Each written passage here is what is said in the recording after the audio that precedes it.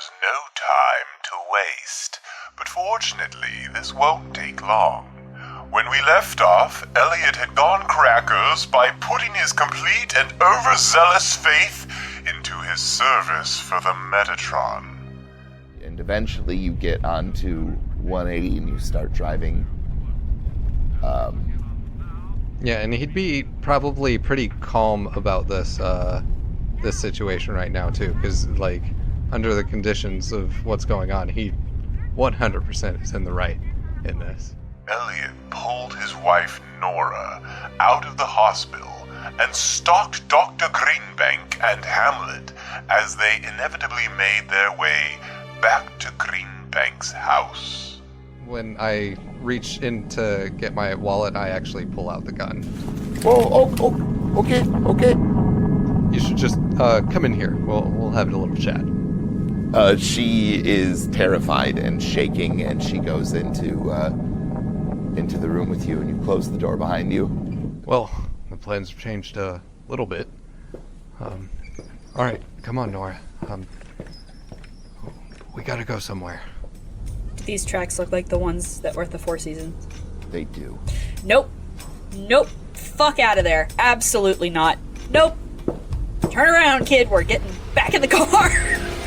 And you hear this loud, otherworldly screech come, and it echoes from inside of the building, and you grab onto Hamlet and you pick up the pace to the car, and you don't even turn around to look and see if it's coming, and you get inside of your vehicle and turn it on. Where are you going?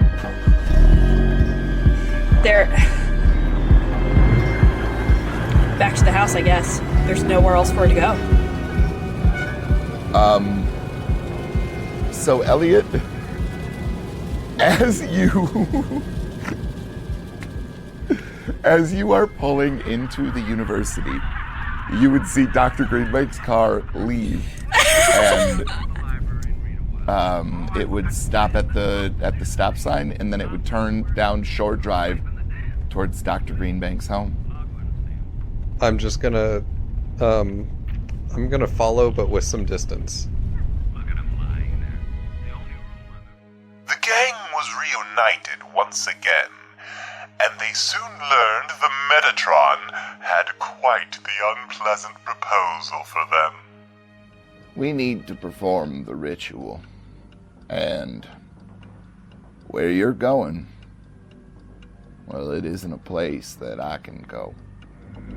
So it's going to require a little better catalyst than sleeping. I'm going to need for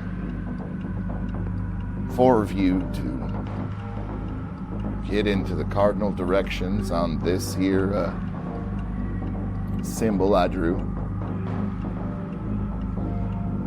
And I'll need you to drown yourselves.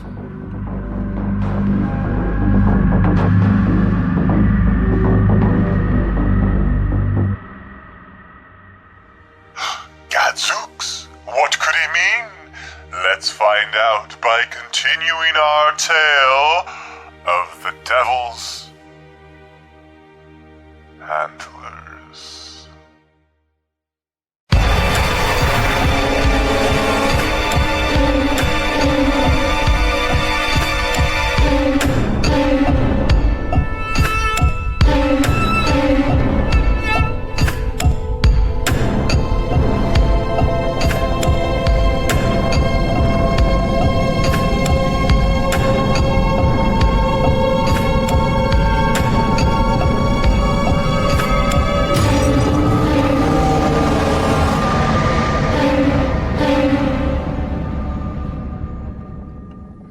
So I'm thinking you probably have a few questions before we get started. You told us that where we need to go is connected to the astral plane, right? That is correct. Would it be possible for us to get there through dreams? The only trouble with going that way is I can't just perform a miracle to make you come back when the Wendigos disappear. Would it be up to us to find our way back? That would be correct. if we go through with the ritual and full-on drown ourselves, is there a risk of us physically dying? You have to remember that time does not flow the same way there as it does here. So long as you complete your task. Well, of course we wouldn't die. We have the voice of God here with us. We have his power. If we need to come back, we could come back. Elliot, I appreciate your fervor and your zealousness. You are a valuable asset, and Jesus loves you. But, ma'am, as I was saying, you will have 600 minutes. They will be equal to 1 here. All right? So, we're going there for 8 hours, and what exactly are we doing? You have to kill the souls of the Wendigos that are here. So if we're right, and those 2 women and that infant are Wendigos, we're gonna have to kill them. You understand the nature of your task.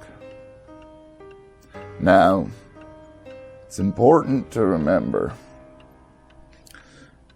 while you can summon things to yourself in the astral plane, you must destroy their souls with your hands, because anything that you summon will be of that plane and incapable of doing the job. Are we clear? And after we destroy them, what happens to their souls? They're just destroyed? Or do they move on? You have to think about the rest of the souls that they're going to take if we don't do this. She nods. Before we do this, can I ask you, has this happened before? Not since I've been alive, but yes, there have been folk who have opened the doorway, so to speak. And when they release something they do not understand, bad things happen. A very good example, one that I'm mildly familiar with through a vision that a mentor has shared with me, is Pompeii. AD 79 Pompeii? You would be correct. What was set free? That is the question. All we know is that there is and was radiation around that mountain, and I think we know what radiation means now, don't we? Yes, we do.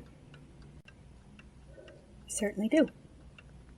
2 things I need you to do when you make it back, because I will not be here when you awaken. First, tell the government the truth. Second, do not forget that radiation mechanism that the nuns brought and they set down by the doorway. And he'll point over to it, that handheld radiation wand that the nuns had brought originally. Should we take it with us? Can we? Not on this journey. I'm saying when you come back. 2 things. Honesty with the government. Grab that piece of technology. Are we clear? Yes. Ronnie, he will turn to you specifically, and he will look into your eyes, and he will say, I know you don't trust me. And that's okay. But you will be tested more than any of the rest of these folk. But if you succeed, you will be the one to save us all. Sure. I don't know what any of that means. You will. Yeah. Yeah. You're a very cryptic guy. When the Metatron says that, Elliot cuts like a sort of jealous glance at Ronnie. What'll it be, Dr. Greenbank? I would rather not chance us being able to find our way back. I think the best we can do is assure a return by committing to the ritual. Dart, you've been awfully quiet. Me? Well, I just think that everything's topsy-turvy. But everything out there is going to hell just as much, so... I don't really see it as I've got much of a choice. Well, you do if you so choose. I know. And he'll lean in very close and he'll whisper this to you. Nora will take your place. You need only ask. I lower my voice as I turn to him. I'll say back to him, look, when wartime was on, my mom's the only reason that me and my dad got through that shit. If she goes, and something happens to Elliot and her, that kid right there's got nothing. So I hate to do it, but I'll fucking do it. He'll lean in again, and he'll whisper in your ear, you'll find the nuns' souls where you're going. And that should give you just a small amount of relief. And he backs away. Well, no time like the present then, eh, gang? Oh. No, thank you. I never drown myself before 6 p.m. As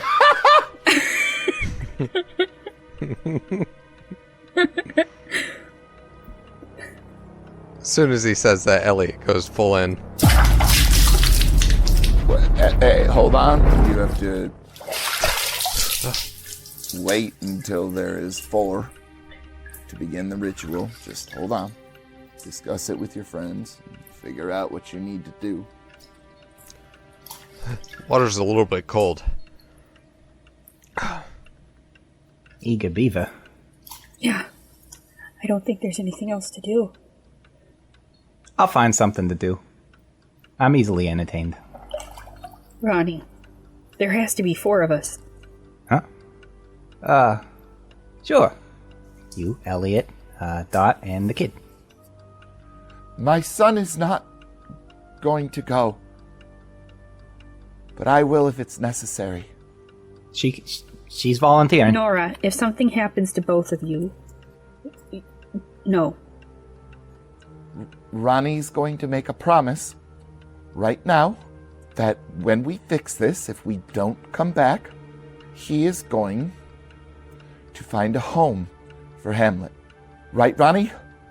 Sure, I'll take care of the kid. I'm great with kids. That may well be the case. But you've got to understand. My wife, my son, they're at a deficit physically. Ronnie, you're perfectly well. You can do this. You have to remember, Elliot, things will not be the same for her body that it is over there. Ronnie, please. You followed us this far. That's not even a good comparison. Well, it's the only one I've got. I agree. Despite what the Metatron has said, I stand by what I said. They are not capable. You are. Come with us, Ronnie. I just need to take a second to think about this and maybe have a quick smoke, and then I'll get back to you on that. I'm gonna slowly pull my gun out and point it at Ronnie. Oh shit, okay. Dart. Ronnie, we don't got a lot of time here. Vandermeek! And I'm with you, everything sucks. I don't want to do this shit. Pardon my language, Miss Nora. But I don't want to do this any more than you do. But sometimes... Oh, what was that thing Churchill always said? The brave men gotta step up and take care of what's wrong in the world. I think it was something like that. It's time to be a brave man there, Ronnie. Or we get really drunk before we, really start drinking like a fish, eh? And then with my other hand, I pull a flask out of my jacket pocket and offer it to him. No, you wouldn't shoot your old pal Edgar. You don't have it in you to do that. Ronnie, he has shot you in multiple scenarios that I have seen. You should definitely back down here, unless you want to be limping for the rest of your life. Yeah, Elliot is giving Jim Halpert glances to everyone in the room right now. Vandermeek, Please don't shoot him, Dart. I'll lower the gun. But not the flask. I'll walk forward and take the flask.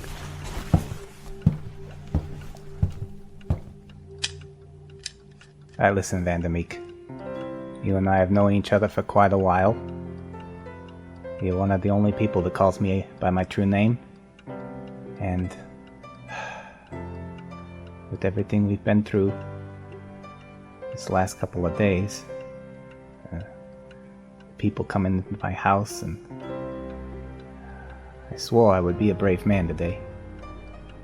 And I don't really believe any of this, but I don't want to keep running. You know? Let's say this fella's not off his rocker. I mean, what he says is on the level. Well, then somebody's got to do something about it, right? I'm not crazy. I'm making sense, right? This is what we got to do. I'm gonna be a brave man today. We all are. Right? I'll take a swig. That flask is containing the last remnants I have of French absinthe that I bought with my remaining $20 allocated me at the beginning.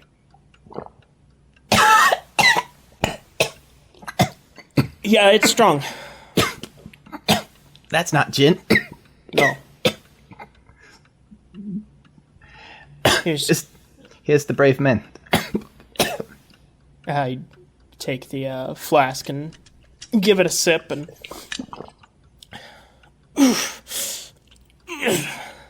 Look, Edgar, thing is, I'm not saying that what this guy has told us makes sense, but the past week or so, there's been a whole lot of not making sense.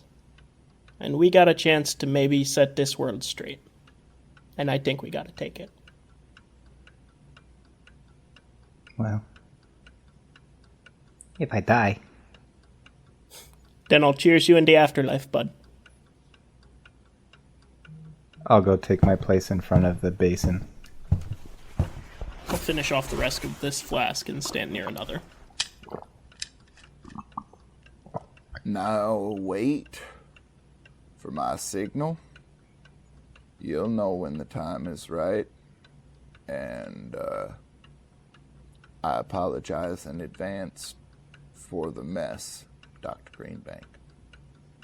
Mr. Metatron, I have one question. What day is today? January the 10th? 10 years ago today was when I got Alfred's death notice. Seems fitting.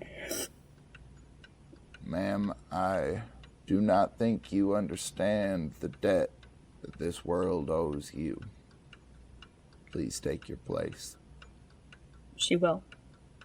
The Metatron starts chanting in this deep voice in a language that you don't understand, and he removes this knife and he slowly just drags it down the center of his right forearm, down to the stump, and it begins to go around all of you in a circle, and he's spraying this blood around, and you can feel it's hot as it touches your skin, and he's continuing to chant, and he's continuing to go around this circle, and then all of a sudden, everything in the center just seems to ignite in just a myriad of colors, and it's more intense than anything you've ever seen.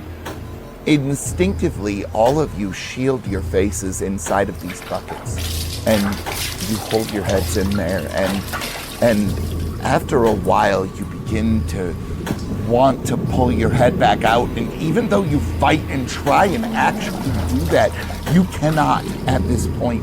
You are stuck inside of this bucket. It is as though there is some sort of ice cap that formed around your neck and is now holding you inside of it, and you begin to breathe in this water, and at first you panic, but then it becomes peaceful.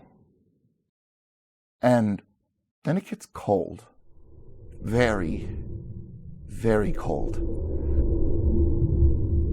And Dr. Greenbank, you emerge from water and you look up at the hand that is grasping you, and it is the 35-year-old face of Alfred. He's mustachioed, and he grabs you and he says, "You need to get on the sled, okay? Just remember, okay? I'm Virgil in this situation. I'm Virgil to your Dante. Get on the sled, okay? I'm gonna get your friends. You get on the sled," and he'll point over towards this dog sled. There is a team of huskies on a couple of different sleds there, and you look down at your feet and you realize that there are snowshoes on your feet, and you start to run across the snow, and you hop onto the sled, and you immediately just mush these dogs on, and they instinctively know where to go.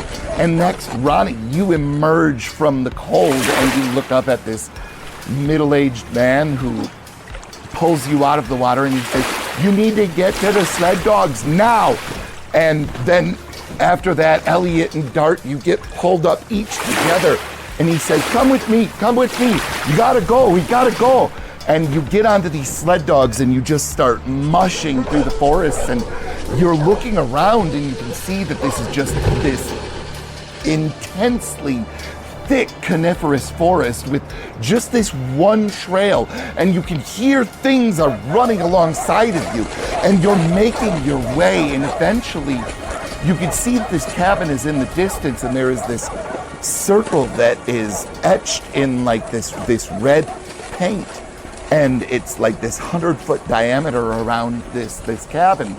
And when you get in closer, you cross this threshold, and you can immediately see that there are things that are roaming around the circumference of this. And Alfred goes immediately to getting all of the dogs unhitched and getting everything unloaded, and he makes contact with you for just a brief second, Dorothy, before he immediately looks back down at the snow and goes back to his work.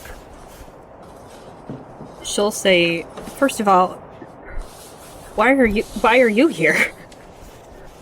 Well, you know how, I wasn't so much a believer, and, then I, spent a long time sorta roaming the snow and avoiding these things, and then I just got this feeling that I should wait by the lake.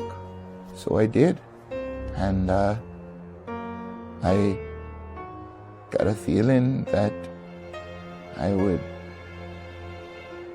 would need to help some folk I cared about make an escape, so I gathered up what I could to try and make it happen, and You've been here this whole time? yeah. Yup. Freddy. I'll find you again, but we have to finish this. I know. We're gonna, well, we should talk to all your friends before we go into this too much. I'll get him. You know I love you, right?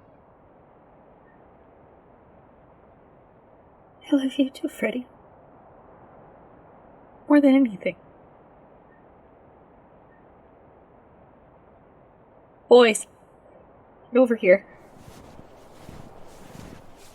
So GM, would I be able to take another sanity check to see if I gather my wits in this situation? Yeah, because you 100% should know who Alfred is. Okay, so still not gonna roll under a 5. So all right. Yeah. All right. Yeah, you don't remember who Alfred is. Yep. About time you show up. Who's the geezer? This is my husband. Oh. Mr. Greenbank. Pleasure. Also, Doctor. Yes. Nice to meet you, Dr. Greenbank. Also, Dr. Greenbank. Dorothy. We have to find the nuns. Alfred has something he wants to tell us first. Of course, Doctor. Go on.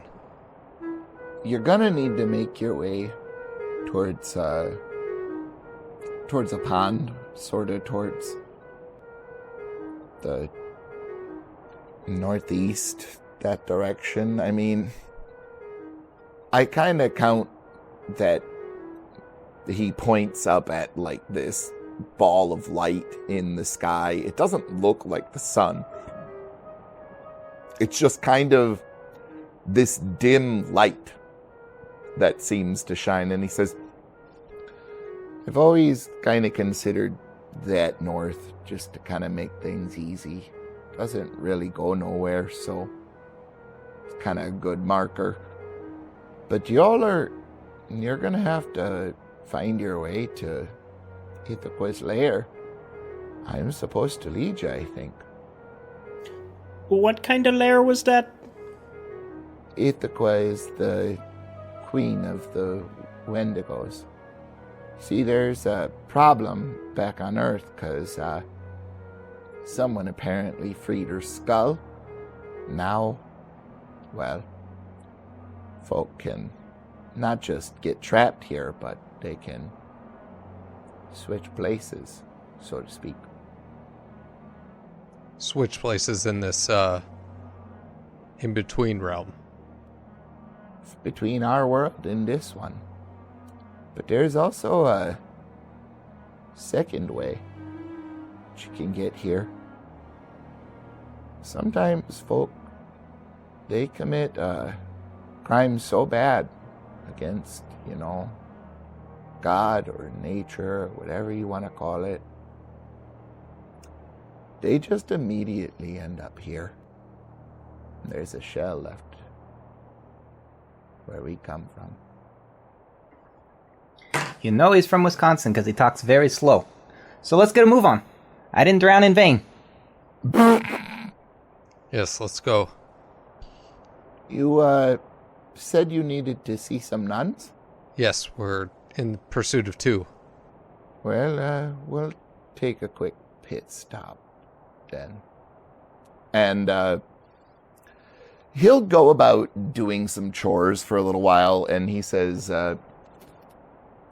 we're gonna need a little bit of time before we can get going. I'm gonna need to, place bait at different points around the circle to give us a bit of a lead. And he'll immediately go and start leading out various, livestock to different corners of the circle and then tying them to trees. I came here to do action, not play farm. He's giving us time to get away from here. Mm-hmm. My husband isn't an idiot. He knows what he's doing. He's been here for 10 years, which I just now found out. So. But the time doesn't equal the same. At least from the information we've been given. For all we know, the 10 years could have been only several months. He did mention he wasn't particularly religious. I know he wasn't. So, but he couldn't have come straight here then. I don't know what it is. I actually have my doubts whether it's actually him, or rather a construction of him. All I know is we were given a task, and to do that task is tantamount in my surmisation of what's going on. While they're talking, Dart wanted to go tag along with Alfred and talk with him a little bit, actually. Okay. He follows along probably a little bit, like, awkwardly, kind of just watching Alfred work for maybe a minute or two, and then Dr. Greenbank, I know we were told that we got 600 minutes while we're here. Do you have a way of keeping track of time? Well, not really. I've tried to make a few hourglasses from time to time, but it's, tricky, to say the least. So being told 600 minutes don't really mean much, huh? I'm assuming whoever told you were coming here probably has never been here. Well, if he's to be believed, we were told by the voice of God. And, he did say that he wasn't allowed to visit this place. So, not great circumstances. If there's one thing that I've learned since I've been here, is that there is no God. That's for sure. There are, conquerors, you know, beings that have laid claim to lesser folk, sort of us, I guess. But believe you me, Dart, there is no God. At this point, I honestly don't know if that's a comfort or a cause for worry. I just know that we got a mission to do, and hopefully at the end of it we get to go back. So, if I were to give you any sort of advice, Dart,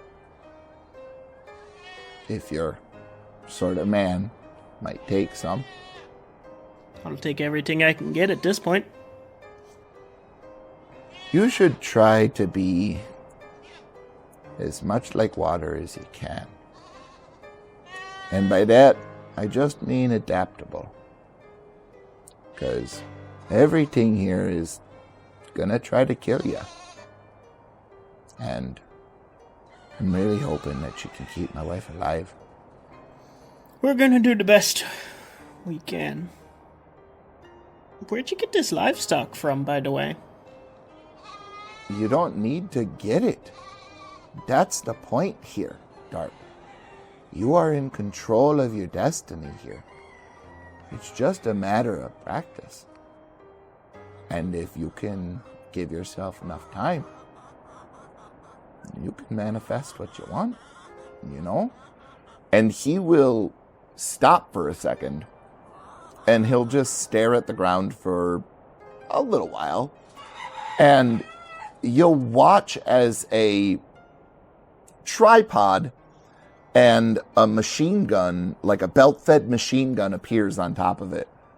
And he'll walk up, he'll get onto the back of it, and he'll just fire some rounds, and everybody else will hear this loud gunfire just going off into the trees, and he'll do it for a little while, and then he'll snap his fingers, and it will disappear. Alfred, please tell me you didn't kill him. No. He's fine. He's fine. I'm fine, Dr. D. Just a demonstration. We kind of need that one. God knows it was hard enough getting the other one to agree. Leads me to my second point. Mr. Alfred. Well, I was gonna say Dr. D, but that's... Your name's not Dorothy. Dr. G? Does that work for you? Well enough, friend. It's, nomenclature isn't the most important right now. I don't entirely know what these nuns were looking for or doing here, but the guy who sent us was no friend of theirs, so I think he might have... You don't understand. Those nuns, they've been here way longer than I have. I'm sorry. Oh, yeah. I've been here for, a while now. I was a few other places, but I felt a calling, so I had to make my way. It's funny, the quote-unquote God, you always hear about. There ain't no pearly gates or nothing like that. It's just a scale. You get weighed and find out if you're good or bad, and if you're good, you get a choice. And if you're bad, well, you don't so much get one. But I got a choice. That's why I'm here. And those nuns, they did not get no choice. That's for sure. Well, that certainly leads into what I was thinking. I actually was kind of thinking that they might make the best bait. I think that's what the guy who sent us here wanted for him. Or wanted us to use him for. I think, I should show you the nuns before we get to talking about bait too much. Is this something everyone should see? Or is this maybe... They're adults, and I suppose they should make their own decisions about it, but, it's not something I would wish upon my worst enemy. I'll go talk to them and see what they think. Well, I'm gonna continue, and no matter what, we gotta still continue kind of the same direction, so my bait'll work no matter what. So you come find me, you let me know where we're going, okay, Dart? Hey, Dart. Yeah? If I don't get you to Ithaca, you take care of my wife, eh? I'm looking out for her first, Dr. G. And I'm gonna try and magically dream summon a cigarette into my hand. It works. And it's lit. Like, you do not even have to light it. Like, you just have a lit, full cigarette in your hand. And when you breathe it in, like you drag on it, it does not go down, but you still get a full drag from it.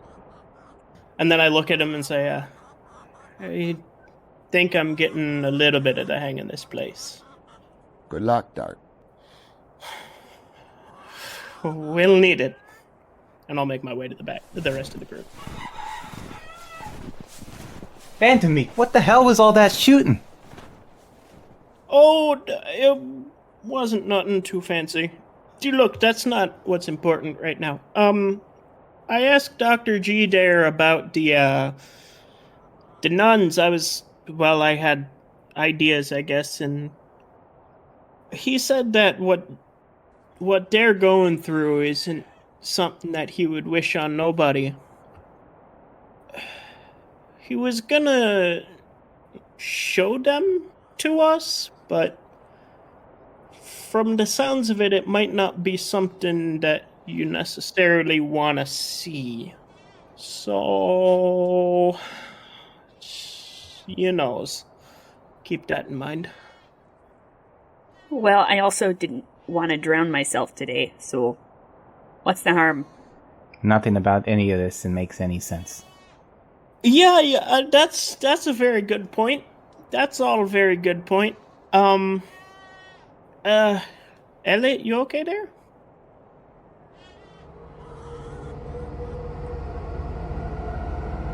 Where's Elliot? Oh, was Elliot not with us? Nope. Oh, okay. Well, never mind. Sorry. I thought I just missed him coming. Okay. Where did you go, Elliot? He was here. I am on pursuit of the nuns. Oh! Oh, Are you just hoofing it on foot or what? Oh my god! okay. We'll cut back to you in a little bit. Hey, where the hell did Elliot go? What? He was standing right here. I could have sworn. Elliot? Elliot! You see that there are footprints just leading off towards the northwest. What the hell is he doing? I guess we were taking too long. That's what I was trying to tell you. Hey, Dr. G? Yeah, Dart. What do you need? We're down one person? Oh, shit. And he'll start rushing around and, like, he's immediately going back, and you see he kind of, like, opens up the kennel, and then he, like, slams it back shut as, like, a, you know, kind of fuck it move, and he just immediately starts, like, concentrating, and he closes his eyes, and you can see that dogs just immediately start populating all of the harnesses of these sleds that were at one point just empty. And then he says, all right, come on, let's go.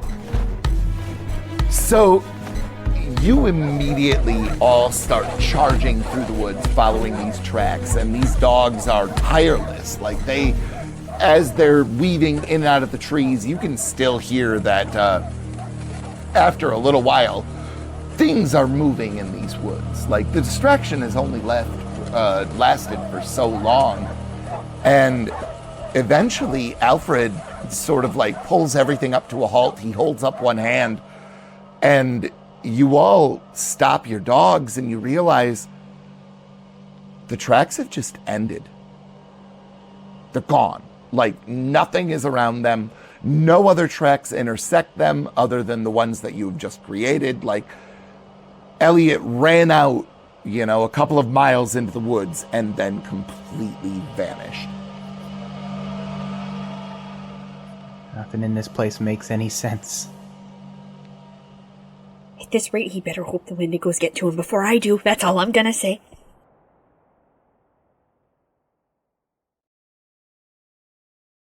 Every night you'll hear her croon a Russian lullaby. The Devil's Antlers is a production by the Time to Die Podcast Network. Our links, our credits, and other shows are all available at timetodiерpg.com. If you like this ukulele music, visit charlottepelgin.com, where you can get her entire original album. She also has many old-timey covers available on her YouTube channel. Our cast was Tim Demuse, Chris Riley, Aubrey Gray, Eric Patt, and I'm Brian Bridges. You can find our character roles and social media links in the description of this episode. Thanks for listening, and we'll see you on the next episode of The Devil's Antlers. And the Russian lullaby. I don't know what it is. I actually have my doubts whether it's actually him. All I know is we were given a task, and to do that task is tantamount in my surmisation of what's going on. Hold on. Is surmisation even a fucking word? Nope. Nah. Okay. We'll go with that. It is when you're fucking crazy.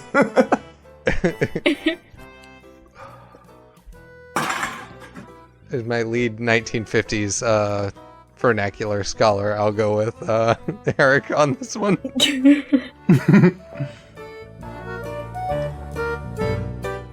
Where did you go, Elliot? He was here. I am on pursuit of the nuns. Oh! Oh, Are you just hoofing it on foot or what? Oh my god! okay. We'll cut back to you in a little bit. Did you take the sleigh or what? Once Mads goes to me in a little bit, or Mads, once Tim goes to me in a little bit, we'll find out what he did. Well, I can't roleplay about anything until you tell me what evidence there is around us that's missing or not missing. Or were you? Okay, He was here, he came out of the water. I was there Here for a at little point. bit. Like, Okay, in that case, just tell me. I'm assuming the sleigh is still with us then. And Elliot, we will cut to you. So, Elliot, you are wandering through the woods on foot. What's going on? Yeah. I was just about to text in the chat. Can there be a point, because we're at around 50 minutes or so, can there be a point where the tracks just stop?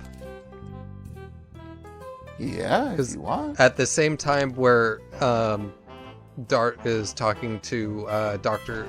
I forget his name. Can you Alfred, tell me Dr. what you're thinking before we agree to anything? So my thinking is just like he's been testing with everything else when he's gone into a dream sequence and stuff.